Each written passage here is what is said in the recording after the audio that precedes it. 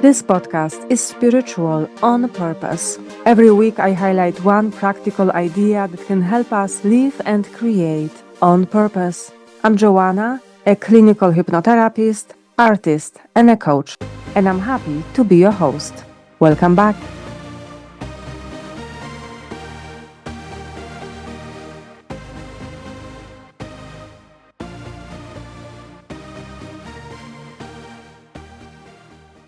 Episode number 16, Devotion to Your Soul. Are you playing this game? Are you choosing the word of the year for yourself every single year? I have been doing it since 2011. And when you choose a word of the year, is this something that you remind yourself about throughout the year? I am very curious to hear about it. And why would we choose a word of the year? Because we are ready for something new. And in my case, I was ready to make something more serious. So I chose devotion. Devotion to my soul's purpose, devotion to my soul's path. From the perspective of time, that will be the most important thing for me to do. So, how does it sound? It sounds like dedication, loyalty, love, care, passion, and trust. Trust in my soul's guidance. Listening to my soul's guidance. Being attentive. And if the topic of this episode resonated with you, I'm thinking that you might be craving devotion to your soul as well, at least better communication. There will be a couple of questions that you need to consider for yourself when you are choosing to be devoted to your soul's purpose. There is something we need to consider when we decide to be devoted to our soul, and that is fear. What if my soul will redirect me to do something that is just inconvenient, or something that it doesn't make sense, or it's unreasonable, or doesn't align with my financial plans? And I also had this fear of losing my passion. What if I will lose my passion for something? Of course, if we lose passion, we can also reignite the passion, right? It is quite possible if the circumstances are right and the mindset is right and everything aligns. But sometimes you want to reignite something, let's say make a campfire and everything is wet and the wood doesn't want to burn. It just creates a lot of smoke. In the same way, you may want to reignite your passion for something in your life, and there's nothing is burning. There is just this smoke. So I was afraid I will lose my passion for something, because when you lose your passion, your work is harder. You know what I'm talking about. We all probably have this experience when we no longer want to do something and we still kind of tell ourselves that we have to. Well, it's life. But I mentioned this because maybe it was my intuition or my soul talking to me. There was this one area of coaching that I was doing that I was really passionate about, and I was afraid that I will lose my passion for it. And why would I be afraid? Because why would it be such a big deal if I didn't coach on this subject? Because I invested so much into it, so much time, money, and energy into training myself in this one area. I'm going to talk about it on another episode. The title will be probably something about sunken cost. Sometimes we are holding on to certain things because we invested so much time, money, and energy into them, so it seems like it's unreasonable to let them go. Throughout the year, I have been coming back to this mantra: devotion to my soul's purpose. I want to feel devoted to my soul. And what that meant also that I had to have a practice of listening to it. In my journal on the first page, I wrote down, what does it even mean when I'm devoted to my soul's purpose? What am I doing? How does it look like day in, day out? How does it look like on a daily basis, on a weekly basis? What am I doing? So, of course, there has to be a practice of devotion, silence, meditation, prayer, basically slowing down, especially when things are getting hectic, especially when things are getting busy. This is when I am losing myself, sort of, my connection with myself. Now, when it comes to being attentive and listening, here are my questions for you. In life, there are different situations, you have different emotional states, you respond to life in certain way, and sometimes you are not happy about it. So then you ask, right? You ask for a solution. You ask for guidance. And the question is, when it comes, do you listen? When you ask for guidance and it comes, do you listen? And then do you listen selectively? Do you only want to hear certain things that would be convenient, but you are dismissing other things that are inconvenient or unreasonable? Maybe you put conditions on the answer. Do you want certain guarantees? Are you asking for additional signs? That actually would not be a bad idea. The signs will come to you anyway. If you listen, if you have your eyes open. You know the moment when you deny that you heard something because it was not convenient, not reasonable, or not reasonable financially. You know the moment when you denied that you heard something from your intuition or from your soul. I think that our intuition or our soul is speaking to us. Very often we ask, but we don't want to listen. We ask, the answer comes, but we dismiss it. It's not good enough. It's not safe enough. It doesn't make sense, so we dismiss it. And when we do, our soul says, why are you even asking if you are not trusting the answer? We stop listening, the soul stops talking. We don't follow our intuition, so it stops sending us signs. And the reason why I think it's true is because when you start listening, when you hear the answers and you trust it and then you take action on it, there are more and more and more signs coming your way. The soul starts speaking to you, communicating with you more frequently and more clearly.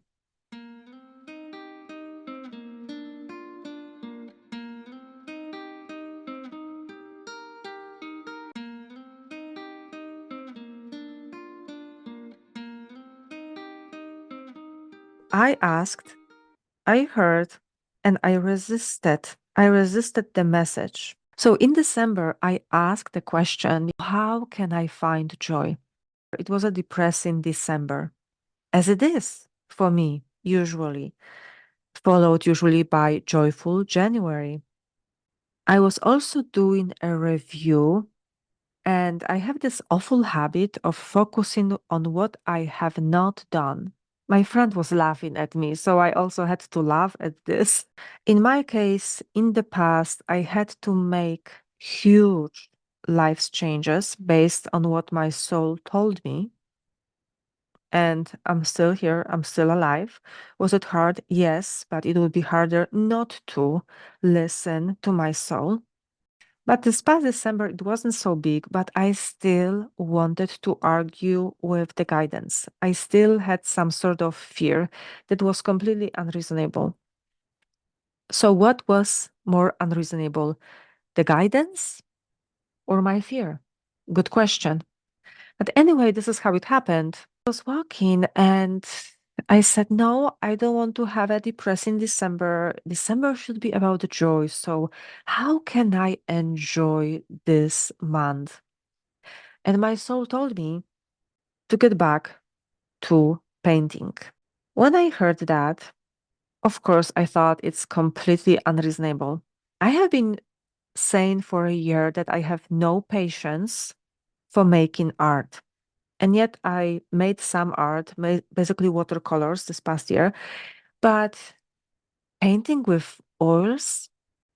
So the guidance that I got, maybe it was not big. It's too early to say if that is significant or not. But there was this moment when I had to make the decision to listen to it and follow the guidance and take action, or simply dismiss it as not important. I could have said that I have no time for it, and yet there was this moment, the moment when if you are honest with yourself, that you dismiss the guidance or that you follow the guidance.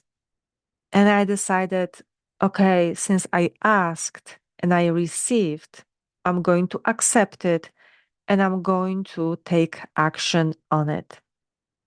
So, of course, the art supplies were 50 times more expensive than the last time I was buying them decades ago. And I started. I started painting, and there was a lot of joy in it. Now, does it have any significance? I don't know yet. At this point, it is significant for me because it brings me more joy. I decided to make it work with my time commitments and so on. I decided to create other things around it. And what will come from it, we will see. But that basically made my soul more alive. Also, I made a commitment for 2024 to paint certain number of paintings. And now I can say that in the beginning of February, I am on track.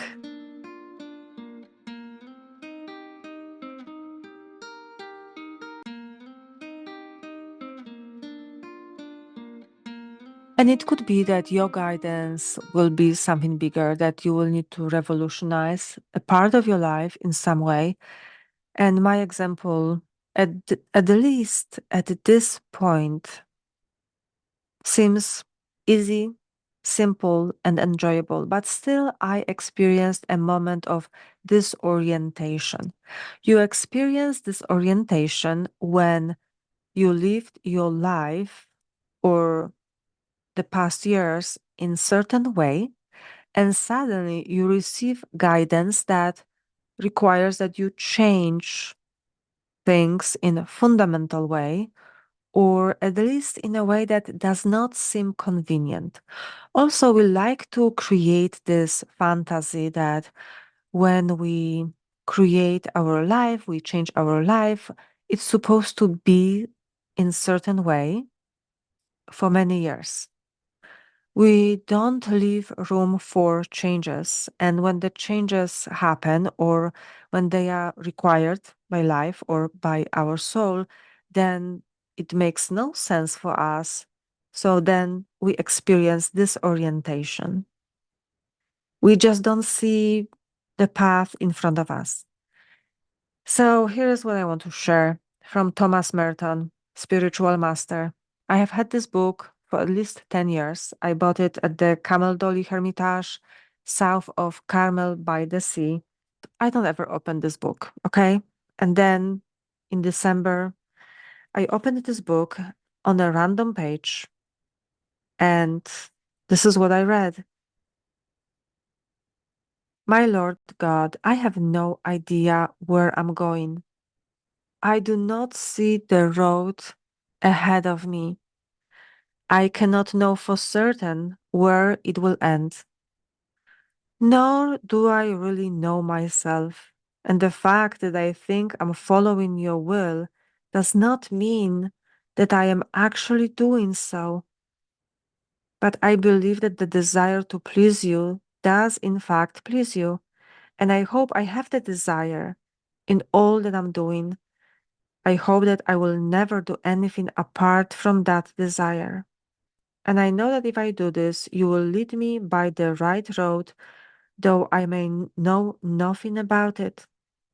Therefore, I will trust you always, though I may seem to be lost, and in the shadow of death, I will not fear, for you are ever with me, and you will never leave me to face my troubles alone.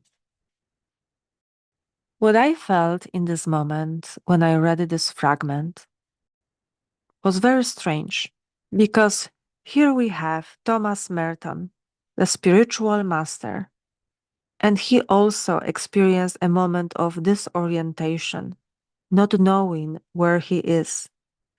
But what he had was trust and faith in the divine.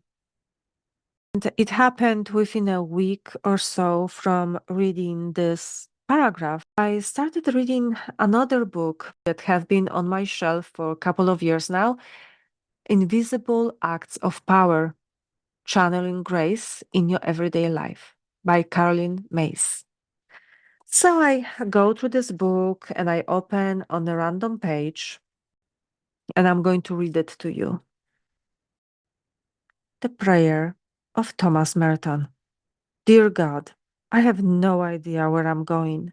I do not see the road ahead of me. I cannot know for certain where it will end, nor do I really know myself.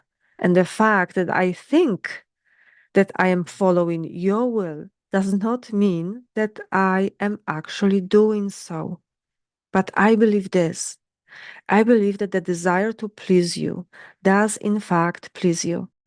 I hope I have that desire in everything I do. I hope I never persist in anything apart from that desire.